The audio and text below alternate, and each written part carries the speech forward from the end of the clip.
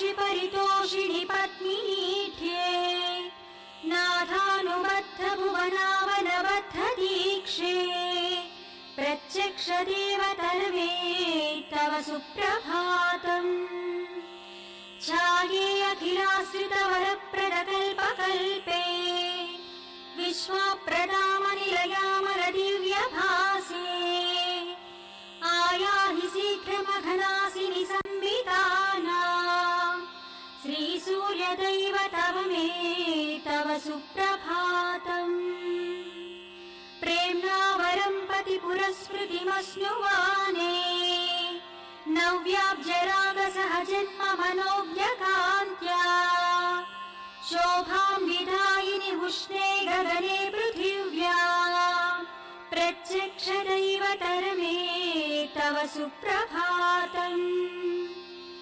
कृष्णाग्रजेन जगति परिरक्षणार्थम् संस्थापितोऽत्र दिविषत्कणसेव्यदेशे छायाब्धिनीश सहचर्युषशयासनाथा श्रीहर्षवल्यधिपते तव सुप्रभातम् इन्द्रादिनिर्जरवरसहितावरोधाः सन्तानपुष्पविलसत्करसम्पुटास्ते त्वद्धर्मणोत्सव कुतूहलचेतनश्च श्रीसूर्यदैवत विभो तव सुप्रभातम् तरं विरौति गृहकुक्कुटमण्डलीयम् पारावताः कलरवं कलयन्ति भाल्या केळीषु कामलयमारुतमालवन्ती प्रत्यक्ष दैवत विभो तव सुप्रभातम् उत्फुल्ल चम्पक कुशेशय पाटलाना गन्धादिवास सुरभिशिष शिरो मृदुश्च त्वां सेवते मरुददृश्य वपुर्महात्मन् श्रीसूर्यदैवत विभो तव सुप्रभातम् स्वामिन्नदप्रवृजिनापः पुष्करिण्या स्नाताः प्रपूतमनसः स्मृतिवर्मनिष्ठाः गायन्ति साममधुरं ऋषितुल्य विप्राः श्रीहर्षवल्यधिपते तव सुप्रभातम् रम्याग्रहण्यविततौ कलभाषिणीना वीणानिनादकलितामृतभव्यगानम् संश्रूयते भवदनन्तगुणानुबन्धी श्रीसूर्यदैवत विभो तव सुप्रभातम् गोपाङ्गनादधिविमन्थनमञ्जुघोषाः सत्ब्रह्मचारिमुखनिर्गतमन्त्रपाठाः प्राभोति किमपि करोति तवाज्यसेवा प्रत्यक्ष दैवत विभो तव सुप्रभातम् प्रत्यूषरागसु मनोहर पुष्करिण्या किञ्चिद्विकासि कमलोद्गत भृङ्गराजिः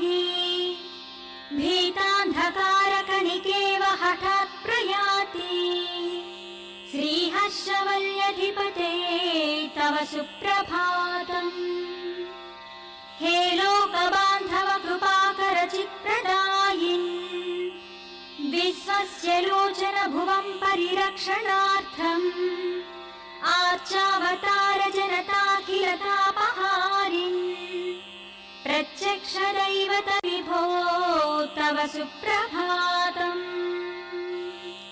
जगन्नाथेन संक्लुप्तां सूर्यदेव प्रबोधिनी प्रातर्नित्यं पठेद्यस्तु स सूर्यस्य दयां भजे।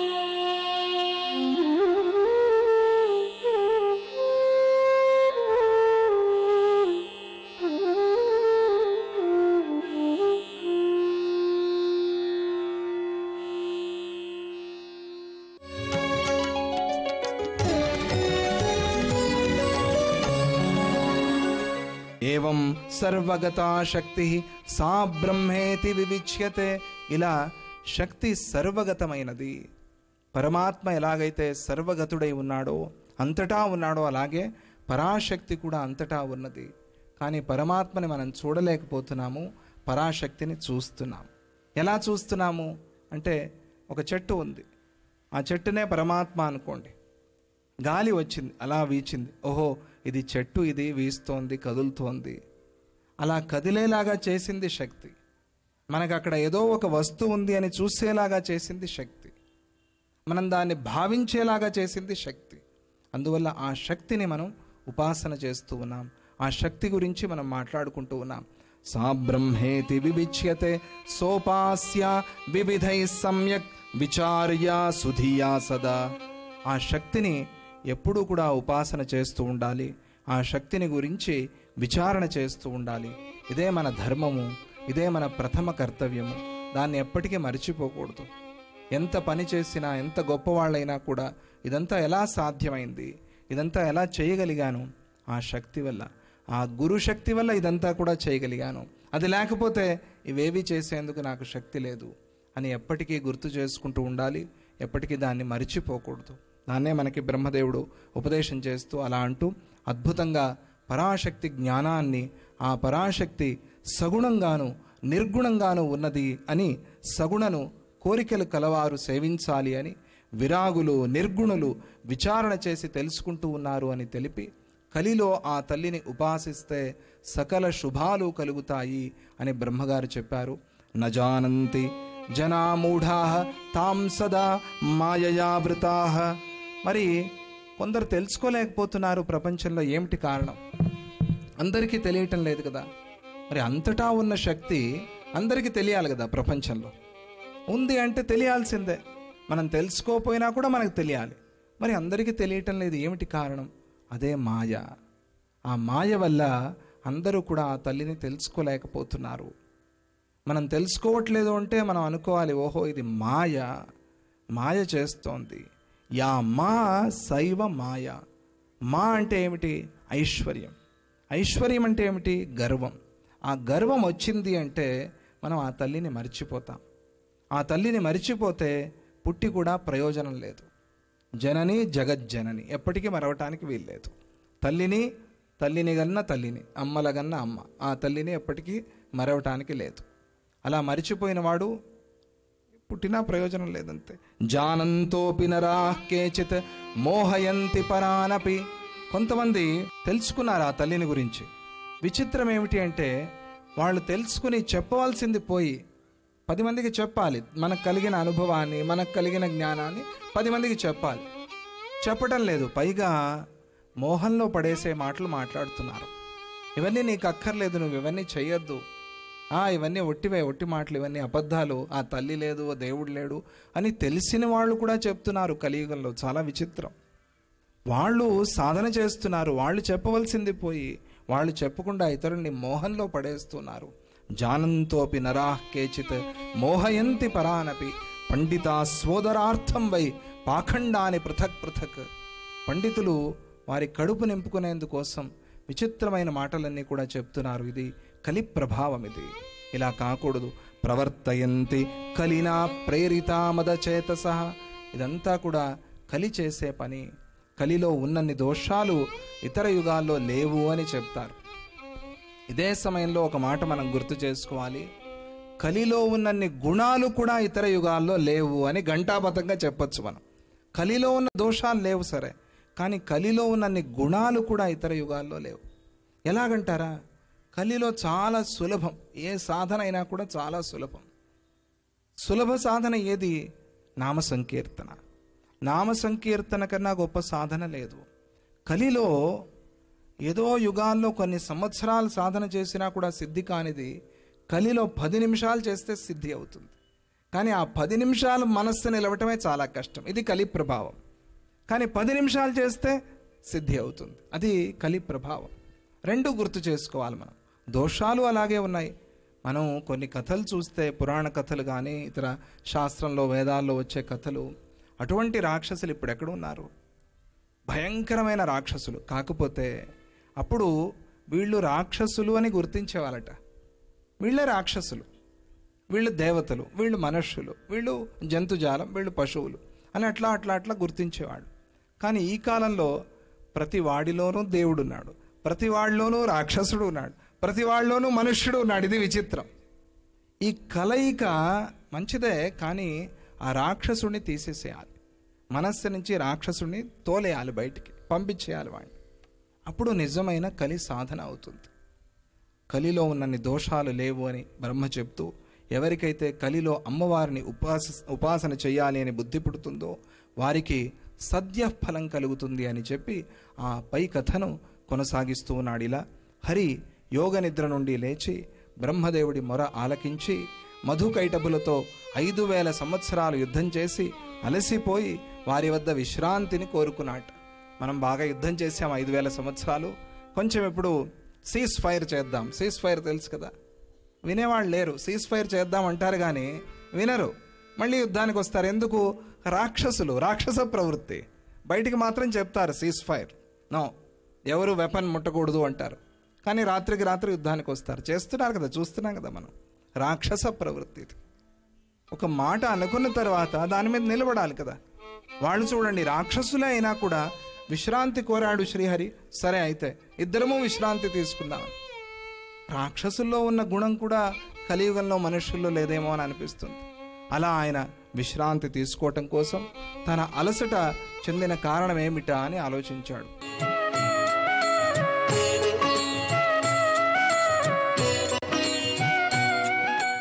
శ్రీ మహాగణాధిపతయే నమః. శ్రీమాత్రే నమః. కలియుగంలో భగవన్నామస్మరణ విశేషమైన శుభ ఫలితాలను కలిగింపజేస్తుంది. భగవంతుడికి సంబంధించిన కొన్ని ప్రత్యేకమైన నామాలను జపించుకుంటే నిత్య జీవితంలో గ్రహాల అనుగ్రహం పొంది గ్రహదోష తీవ్రతను తగ్గింపజేసుకోవచ్చు.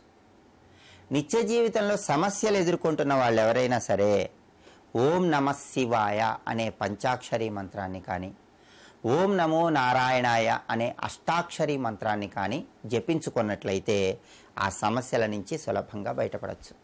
అయితే ఈ ఓం నమః శివాయ అనేటటువంటి మంత్రంలో నుంచి, ఓం నమో నారాయణాయ అనేటటువంటి మంత్రంలో నుంచి 2 అక్షరాలను బయటికి తీయగా వచ్చినటువంటి అద్భుతమైనటువంటి నామమే రామనామం.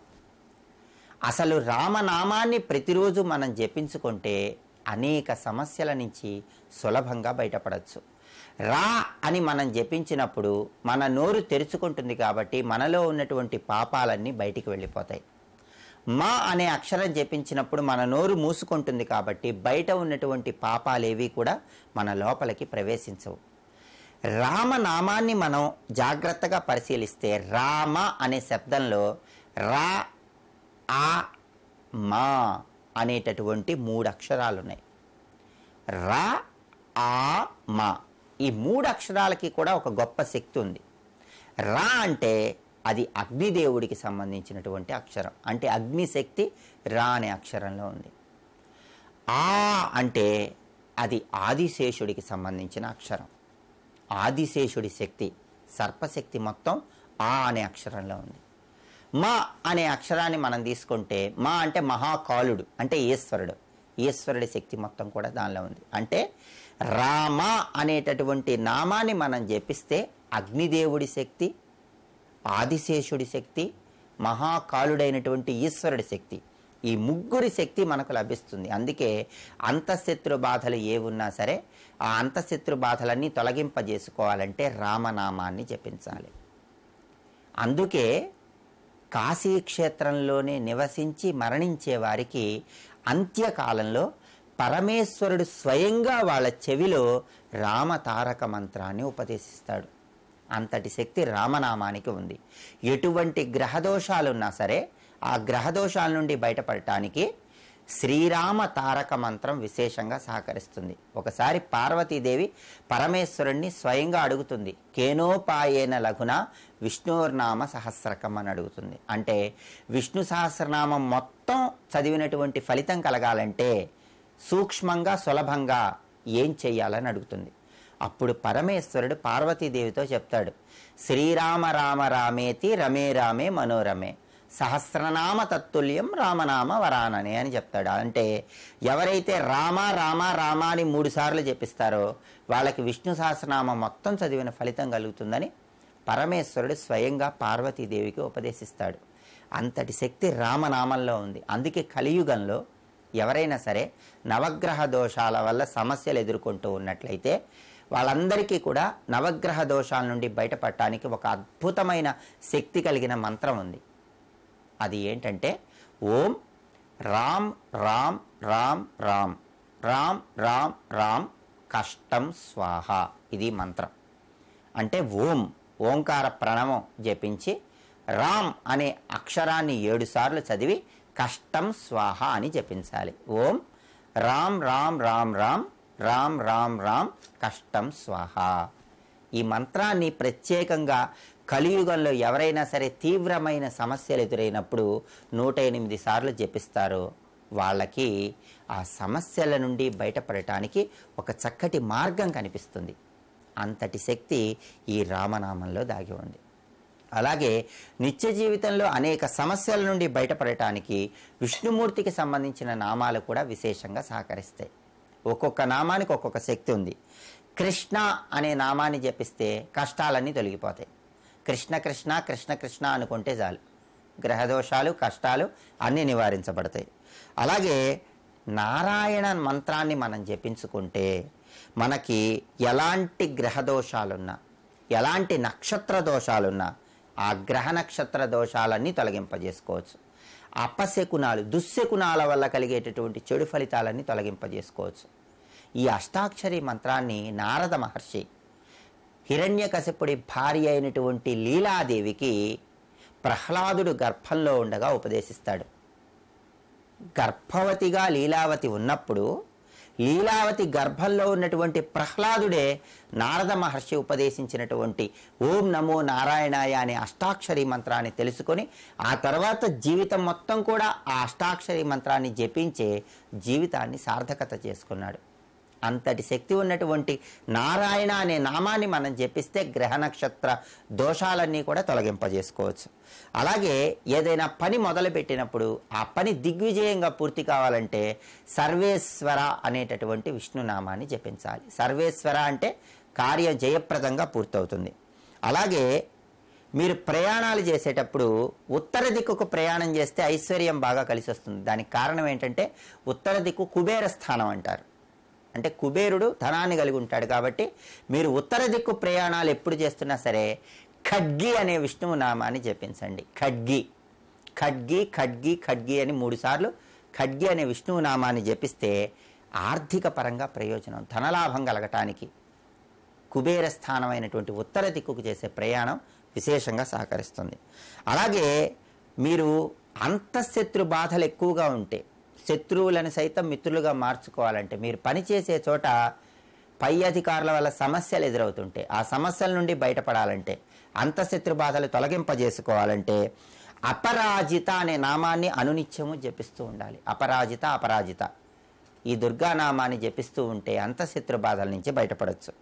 అలాగే విద్యారంగంలో ఆటంకాలు ఎక్కువగా ఎదుర్కొంటుంటే ఆ ఆటంకాల నుండి బయటపడాలంటే పురుషోత్తమ అనే నామాన్ని స్మరించుకోవాలి. విష్ణువుకు సంబంధించిన పురుషోత్తమ ఓం పురుషోత్తమాయ నమః అంటూ పురుషోత్తమ నామాన్ని పురుషోత్తమ మంత్రాన్ని చదువుకుంటే విద్యారంగంలో ఆటంకాల నుంచి తొందరగా బయటపడవచ్చు. అలాగే నేత్ర సంబంధమైన వ్యాధులు ఉన్న వాళ్ళు కేశవ అనే నామాన్ని జపించుకోవాలి.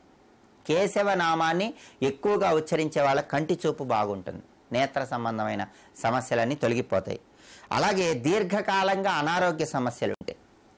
అనారోగ్య సమస్యల నుండి బయటపడటానికి అచ్యుత అనే నామాన్ని జపించాలి. విష్ణువుకు సంబంధించిన అచ్యుత నామాన్ని జపిస్తే దీర్ఘకాలిక అనారోగ్య సమస్యలన్నీ తొలగిపోతాయి. అలాగే ఏ కార్యక్రమం మొదలుపెట్టినా సరే ఆ కార్యక్రమం శుభకరంగా లాభకరంగా క్షేమకరంగా పూర్తి కావాలంటే ధనప్రాప్తి కలగాలంటే శ్రీశ అనే నామాన్ని జపించి కార్యక్రమాన్ని ప్రారంభించండి. గ్రహాలు అనుకూలిస్తాయి. శ్రీశ శ్రీశ అని జపిస్తే విష్ణువుకు సంబంధించిన ఈ నామం వల్ల శుభంగా కార్యక్రమాలన్నీ పూర్తి చేసుకోవచ్చు. ఇలా దైవనామ స్మరణ చేయటం ద్వారా నిత్య జీవితంలో గ్రహదోషాలను తొలగింపజేసుకొని చక్కటి సత్ఫలితాలను సిద్ధింపజేసుకోండి. సర్వే జనాః సుఖినో భవంతు. స్వస్తి.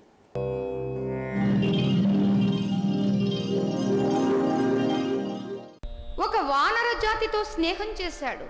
ఒక వానరుడితోటే తను అనుకున్న విజయాన్ని సాధించాడు. శత్రువు తమ్ముడు వచ్చి శరణు కోరితే ఆశ్రయం ఇచ్చాడు.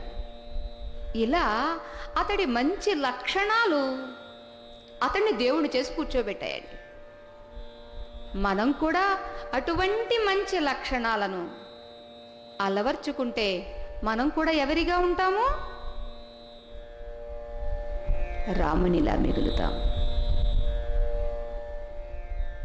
అందుచేత ఆ ఘనత మనకి తెలిసిన నాడు రామ కృష్ణ అని ఒక్కసారి అంటే చాలు, అనక్కరలేదేమో కూడా. ఎందుకని? గుణావిర్భావము. అతడంటే మనకు ఒక ఇష్టం ఏర్పడింది. ఇష్టం ఏర్పడినప్పుడు అప్రయత్నంగా మన మనస్సు దాని గురించే ఆలోచిస్తూ ఉంటుందండి. చీరలంటే ఇష్టము, ప్రత్యేకించి దాని గురించి స్మరించమని చెప్పాలా మీకు? అక్కరలా. వచ్చేటప్పుడు వెళ్ళేటప్పుడు అది ఎక్కడ కొనాలి, ఎంత రేటు ఉంటుంది, ఏ 4-5 షాపులు చూస్తే మనకి ఒక తక్కువ రేటు రిబేట్కి వస్తుంది. మీకుంటే దాని అవసరము దాన్ని ఆలోచింపచేస్తుంది. అలా రాముడి యొక్క లక్షణాల ఆవశ్యకత మనం గుర్తిస్తే ఆ లక్షణాలు అనేటటువంటి ఆ సూక్ష్మ ఆహారాన్ని మనస్సుకు పెడితే దాన్నే ఆలోచిస్తూ ఉంటుంది, దాంతోటే చింతిస్తూ ఉంటుంది, దాంతోటే రమిస్తూ ఉంటుంది. ఈ రమణం జరగడం కోసమనే ఇవాళ మనం జ్ఞాన యజ్ఞంలో విష్ణుత్వం కృష్ణలీలలు చెప్పుకోబోతున్నాం. ఈ తత్వాన్ని అందుకోవడం కోసమని పరీక్షణ్ చక్రవర్తి తాను చేసిన ఒక చిన్న పొరపాటండి. అలాంటి పొరపాట్లు మనం ఎన్ని చేసుంటాము? తాను చేసిన ఆ కించిత్ పొరపాటుకే పరీక్షిత్తు శాపాన్ని పొందాడు. 7వ నాటికి తక్షక విషాగ్ని అని. అది విన్న అతడు శుక మహర్షి ద్వారా వింటూ ఉన్నాడు. ఇలా ఎందుకు జరిగిందండి? అంత మంచివాడు కదా, అంత గొప్పవాడు కదా, గర్భంలో ఉండగానే భగవంతుణ్ణి దర్శించిన వాడే ఈ పొరపాటు చేస్తే ఇక బయట కూడా దర్శించిన మాబోటి వాడు ఇంకెన్ని పొరపాట్లు చేస్తారు కదా? అవకాశం ఉందా లేదా? చాలా అవకాశం ఉంది. అని అంటే ఇక్కడ పరీక్షిత్తుని భగవంతుడు ఒక నిమిత్తంగా, ఒక పరికరంగా తీసుకున్నాడండి. ఎందుకో తెలుసా? భాగవతం అనేటటువంటి అమృతమే ఈ భూలోకానికి వెళ్ళకపోతే వీళ్ళు బాగుపడే అవకాశం లేదు. ఇది ఒక సంఘటన. జరిగినప్పుడు మనకు తెలియదండి, తర్వాత తెలుస్తుంది. ఆ విషయాన్ని శుక మహర్షి తెలియచేస్తారు. పరీక్షిత్, నీవు విచారించవలసిన అవసరం లేదు. నీవు పరమ భాగవతోత్తముడివి, సామాన్యుడివి కానే కాదు. భాగవతామృతాన్ని నీకు నేను అందించడం కోసం స్వామి చేసిన ప్లాన్. మనకున్న అహంకారమో అభిమానమో భక్తులకు ఉండదండి. ఆయన సామాన్య భక్తుడా? భాగవతోత్తముడు. అంచేత అటువంటి పరీక్షిత్ ఇవాళ ఎందుకు చేశాడు అంటే, కలియుగం కాబట్టి కలి యొక్క ప్రభావం ఉండనే ఉంటుంది అనేది తెలియచేయడం కోసం ఏ బంగారం అనే స్థానాన్ని కోరుకున్నాడో కలి, ఆ స్థానంలో ఆయన ప్రవేశించి ఉన్నాడు. జరాసంధుణ్ణి సంహరించిన తర్వాత భీముడు వాడి కిరీటాన్ని తీసుకొచ్చి అన్నకు, ధర్మరాజుకి గిఫ్ట్గా ఇచ్చారండి. అప్పుడే ధర్మరాజు సముద్రంలో పడేసేయంటే బాగుండేదేమో. సరే తీసుకొచ్చాడు కదా అని మనం ఎవరో వాడవద్దు, ప్రక్కన పెట్టుంచు అన్నారట. ఎక్కడో ఒక బీరువాలో పెట్టారు. ఆ విషయం తెలియని పరీక్షిత్తు, అంటే ఇతని బాల్యంలోని పట్టాభిషిక్తుని చేసి అందరూ వెళ్ళిపోయారు కదండి. శ్రీకృష్ణ పరమాత్మ యొక్క పరమపద వార్త విని కుంతి ప్రాణాలు విడిచిపెడితే వీళ్ళందరూ మహాప్రస్థానానికి వెళ్ళిపోయారు, పంచపాండవులు ద్రౌపదితో సహా. అంచేత పరీక్షిత్తుకు ఆ విషయం తెలియదు, ఇది ఎవరిది ఏమిటి అని. తాతగారు పెట్టిన ఆ కిరీటాన్ని తీసి ప్రక్కకు పెట్టి, ఈ కిరీటం ఏమిటో చాలా బాగుంది అని తీసి తల మీద పెట్టుకున్నాడండి. అంతే అండి, కిరీటాన్ని ఆశ్రయించి ఉన్నాడు కదా ఆ కలి. పాపము అనేటటువంటిది యజమాని కృతం పాపం ద్రవ్యమాశ్రిత్య తిష్టతి. యజమాని చేసినటువంటి పాపమట అతడి ద్రవ్యాన్ని అంటే అతడి వస్తువుల్ని ఆశ్రయించి